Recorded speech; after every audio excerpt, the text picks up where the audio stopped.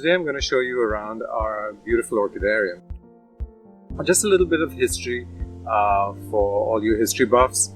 The orchidarium was originally called the North Lawn, which it really was. This was a lawn behind you, surrounded by woodland.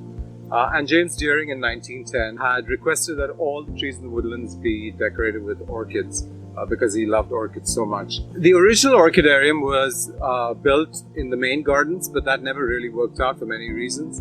So this area was then devoted to orchids. This orchidarium, as you see today, was made possible through the David A. Klein Foundation, which is an endowment that was set up by a gentleman from New York called David A. Klein, who spent his last days here in Florida and enjoyed coming to Vizcaya and enjoyed Vizcaya's orchids. So in keeping with historical planning of the garden, the layout of this garden is very much as it was in James Deering's time. We use ground cover here, which is perennial peanut, surrounded by crotons and a low hedge.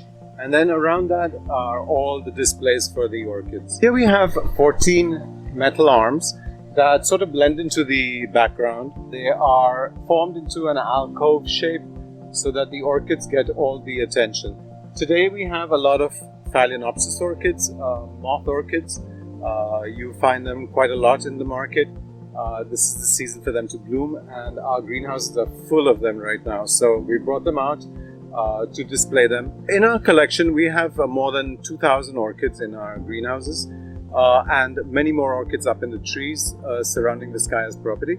We have many different orchid species that we have in our greenhouses. We have Cattleyas, we have Oncidiums, we have Encyclias, so we have Vandas. We also show a lot of other epiphytic plants, display them along with the orchids because they are all usually grow in the same environment together.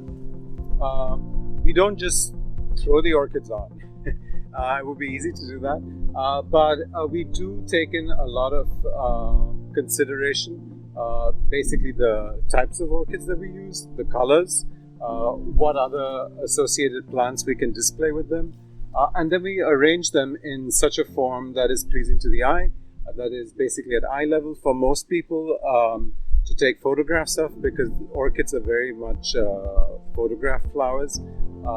This is actually one of the most popular spaces in our gardens. We generally use a mixture of something that's epiphytic, like this Hoya, which is a wax flower plant, beautiful little hard waxy flowers, mixed in with different pinks and purples and whites, and then a little pitcher plant here. So you can see how the arrangement is sort of constructed. Here's another arrangement that we've done.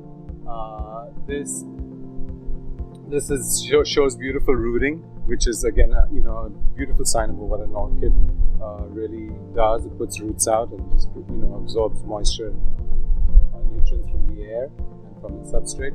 But we also add in different sort of again another epiphytic plant. For example, a pitcher plant, which has these big pitchers which are full of water. Oh, there was a little water in that one, but usually they have a lot more. And what happens there is that the insect will go in and basically drown. And the plant actually absorbs the nutrients from the dead insect. The other way we arrange orchids are by species. So here we have the slipper orchid. So by slipper we don't mean chancletas. This is actually the shape of what a French lady slipper looked like back in the, I would say, 16th century.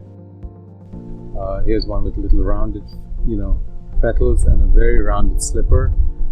And then we add a little bit of interest and color with a little purple dendrobium there. If you want to learn more about orchids, we have a live orchid workshop on May 9th from 11 to 12 in the morning. And you can sign up for that at vizcaya.org/orchids.